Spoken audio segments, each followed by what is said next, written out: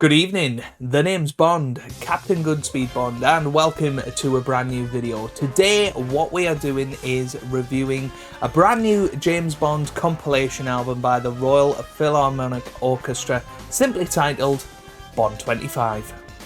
Over the years there have been countless albums celebrating the unique wonderfulness of the James Bond music, including full film soundtracks to compilations of the Bond title tracks to even more niche products where they combine the two.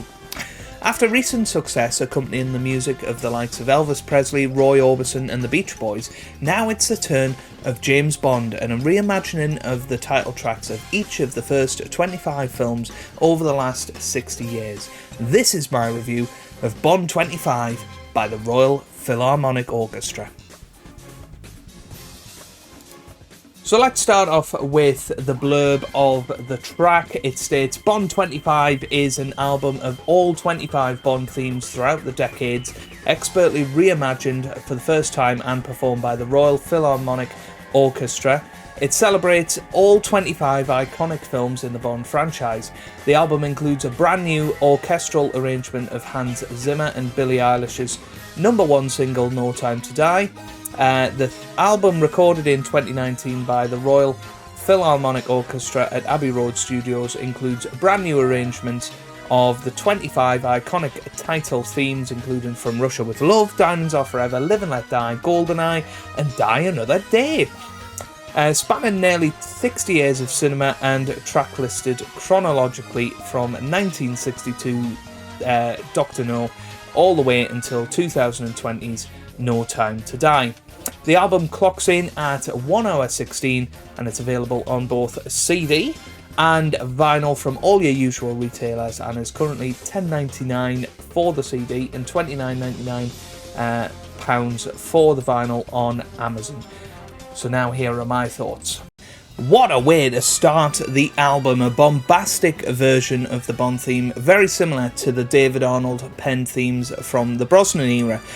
It's very similar in vibe to the PS2 era video games such as Agent Under Fire and Nightfire. From Russia with Love starts off like previous renditions, but comes to a lovely slow melody of the title track, perhaps a little too slow for my liking though. Definitely reminiscent of the more romantic themes from the 70s and 80s Barry compositions. This version of Goldfinger is not too different from others that I've heard. It's actually very similar to the City of Prague orchestra version released in 2002. It's still obviously a classic, but not going to be too high up on my list with this particular album. Now we're talking an absolutely bombastic version of Thunderball, with a particular shout out to the brass section. They really do shine in this one. The first of the album to feel like a modernisation of an old classic. Honestly, this wouldn't look out of place, or sound out of place should I say, in one of the Craig films. Now, You Only Live Twice will always be one of the best pieces of Bond orchestral music. It's got such beautiful layers to this one, particularly enjoyable with headphones. I do feel, however, that I should go for it a little more in the final minute of the song. Feels almost like it's going to, but just drops a little bit short for me. Now, who couldn't love a bit of Barry's theme for On Her Majesty's Secret Service? Again, this is a really great dynamic version of a track that updates it a little for modern times. I do think, however, a version of Louis Armstrong's Way of All the Time in the World would be a welcome addition to this album. Very similar in the vein of From Russia with Love, I'm feeling that the melody is a little slow on this one. Still an absolutely beautiful piece of music, destined to relax you on the most stressful of days. But for me, I just want a little bit more from this one. Wow, oh my god, the brass is beautiful at the start of this one, and then it comes in the orchestra and it takes this absolute classic to another level. It's still a little slow in parts for me and won't match the original in terms of excitement, but you've got to love the jazzy undertones to this. Matching the last track in terms of its jazziness, this one's a fun one. It had me bobbing up and down along to it. I think this one's honestly going to be such a guilty pleasure for me in what is usually one of the worst tracks on a Bond album, The Man with the Golden Gun, so really a pleasant surprise. Oh my, after the last two upbeat jazzy tracks were brought right back down to earth with a beautiful duet between the piano and the brass. If I was bobbing up and down to the last one, then I'm swaying along to this one. It captures the tone of the film perfectly, and this will definitely be one of my favourites. Moonraker is one of my absolute favourite scores in the franchise, and this version is a very by-the-books rendition of the song. That doesn't mean to say it's bad, it just hasn't given enough that's different for me. Again though, the brass is stealing the show. Now on to one of my favourite orchestral pieces in past albums. It begins very similar to the version by the City of Prague Orchestra previously mentioned, which certainly isn't a bad thing. There are quite a few places where this wouldn't seem out of place in a Star Wars movie. Where You Only Live Twice doesn't take off in the second half of the song. This one certainly does. I absolutely love it. For me, this is the most underrated song in the franchise. It's an absolute beautiful tribute to that song, and like the last track, some of the parts wouldn't be out of place in a Star Wars film. I absolutely love the rendition of the chorus before stripping back to a flute and a harp. The only criticism for me is that it slows down just a tad too much in the second third of the song. This is incredible. Taking inspiration from Wine with Stacy, it turns Duran Duran's 1985 classic into a beautiful romantic journey. It's also got shades of the theme as Bond escapes a burning city hall, and will be hard to beat for me in this album.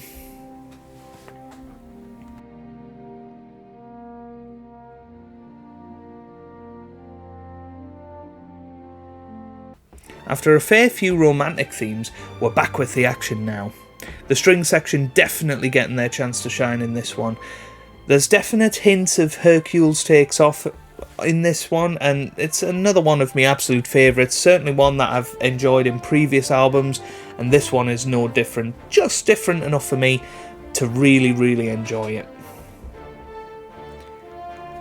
Again, one of the most underrated songs in the franchise. I absolutely love the powerful voice of Gladys Knight belting out this one. The orchestra definitely take inspiration from it with a lovely start of the track. Similar to other tracks on the album though, a beautiful rendition, but perhaps doesn't keep the momentum all the way through. But still, an absolute classic. Now this is one of the few Bond songs that I think is actually better orchestrally than vocally. That's not to say I don't enjoy Tina Turner's attempt, but for me it's just a little bit more suited to the gorgeous dynamics of the classical stuff. However, another lower mid-table entry in this one, because, I don't know, it just doesn't quite hit the mark as much as the Barry Penn scores from the 70s and 80s. Now this is a song that's definitely grown on me over the years. Similar to GoldenEye, I definitely think it's one improved by the orchestral arrangement. You'll definitely find yourself swaying along to this and noticing lots of little cameos throughout from various different instruments. Definitely one to add to your relaxing playlist.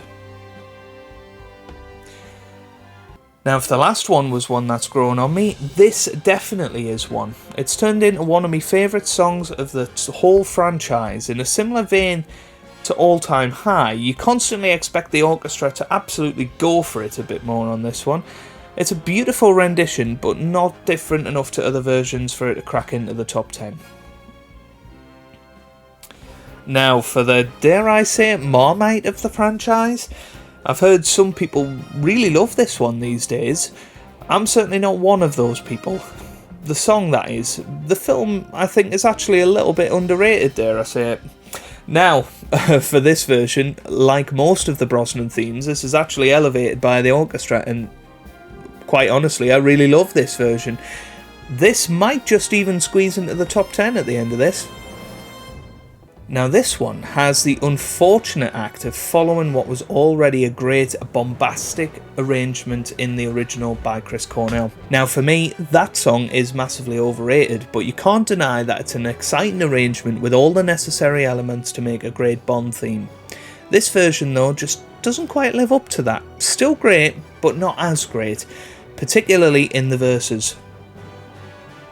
Now Another Way to Die is definitely the worst Bond song of the lot, and I'll not have anybody tell me otherwise. This version does its best to elevate it, but didn't have a lot to play with it, to be fair. The theme for this film should definitely have been No Good About Goodbye by Shirley Bassey. Imagine how good the orchestral version of that song would be. 2012. If you're a Brit, it might just be the best year you can ever remember. Skyfall was a smash hit that year, not just the film, but Adele's theme too. This is a simply lovely version of the song, and I'm just so pleased that the producers started putting effort into their Bond songs again, because this is the result, an absolute cracker. Now, I can remember when they released the orchestral teaser to this song, I was super excited, but the following day when we heard the lyrics and Sam Smith's vocals, and it's fair to say I've not been a fan since. The orchestral version of the song's always been top tier, and this rendition absolutely proves that. An incredible classical song. Now, the album ends with the latest Bond song by Billie Eilish, No Time to Die. Another song where I'm a fan of the instrumental far more than the vocals. Another track that could have been absolutely epic had they went for it a little bit more. Nevertheless though, a beautiful sound and melody to this one, with the key Bond harmonies in the background, and a lovely way to end the album. So now it's time for my overall thoughts and a score out of 10. On the right hand side of the screen you can see my overall ranking of the album, all from worst to best, 1 to 25, and I have to say, all in all, it's a very impressive collection of Bond themes and a perfect way to celebrate 60 years of the franchise. I think we're very lucky in the Bond community that we have such an eclectic mix of genres and styles throughout the films, and this is definitely something that is reflected in this album, from very bombastic theme tunes, action-orientated themes, to the more melancholic and slow romantic melodies throughout the track. It really is a good mix, and it's a great representation, I think, of how eclectic the Bond music and Bond sound has changed over the years, and how we got into some really poppy and really action-orientated themes in the 80s, and now we've sort of came back full circle to the more slow and quite sad Bond songs over the last few years, but that is really reflected terrifically in this album. I have to say, as a huge fan of the Bond music, and in particular the orchestral side of it, the film scores, this is definitely an album that is going to be put into me various Spotify playlists, and one that I'm going to listen to on a regular basis, and one that I think will really help me to relax on those stressful days, help me to concentrate on getting a lot of work done. As a full-time teacher, I do have a lot of that to do, so it is fantastic to have some brand new Bond pieces, arrangements to stick into that rotation. I think my particular favourites are A View to a Kill, The Living Daylights, and definitely a special shout out for The Man with a Golden Gun as well. I think that's one that is kicked in the nuts a lot in the franchise, and quite rightfully so. I think the song is cheesy, it's got some really corny lyrics, but I think it's a really brilliant jazzy version of the song, and certainly one of my favourites from this album. One of my surprises, because in the past I've really not enjoyed having it in these sort of compilation albums. There's definitely no shockers in this album. I think it's something that you can listen to, and if you are a Bond fan, every song is worth your listen, and of course every Bond fan will have a different opinion on it. Music is already something that everybody has a different opinion on. Then you add in the Bond films into that as well, and it's just incredible. Nobody will have the same list as mine, and these are just my personal opinions. But if you are a Bond fan and you enjoy in particular the sort of instrumental side of Bond, then for me this is a must listen. It is an absolute joy. It was a joyful hour and 16 minutes listening to this, and I have had it on shuffle a lot while I've been doing jobs around the house, so it's definitely a solid 8 out of 10 for me. But before I go, I do want to talk a little bit about the physical album itself, and it comes in a little sleeve, certainly the version I've got. It tends not to be the case these days that you get the big plastic boxes anymore, but you can see a nice cover where we have a sort of Bond gun barrel inspired cover, and you can see it's sort of got a little texture to it, so it's a little bit shiny, the gun barrel itself, a little bit layered. But particularly what I like is inside you have got all 25 Bond movie posters in there, all the classics from Dr. No all the way up to No Time to Die, and you can see after the Living Daylights in 1987, the film posters very much took a nosedive in quality, but really nice to have that in there. It also comes with a little pamphlet, a little manual if you like, and it has all of the information about songwriters, which you've seen in this video, song length, and again it's got that repeated sort of movie poster background in there, and of course it has all of the copyrighted stuff in the back. What is really intriguing though is License to Kill has John Barry listed on it, which as far as I was aware, John Barry had no involvement in the music for License to Kill, so I'm interested that they've used an arrangement sort of penned or co-penned by John Barry, and I think that's really cool. I mean, perhaps it's the sort of Goldfinger bits at the start that gives Barry credit, but yeah, it's really is a terrific album. I think one that I'm going to enjoy, and hopefully you will too. So if you've enjoyed this review and something certainly different for me, then make sure you give it a big thumbs up down below.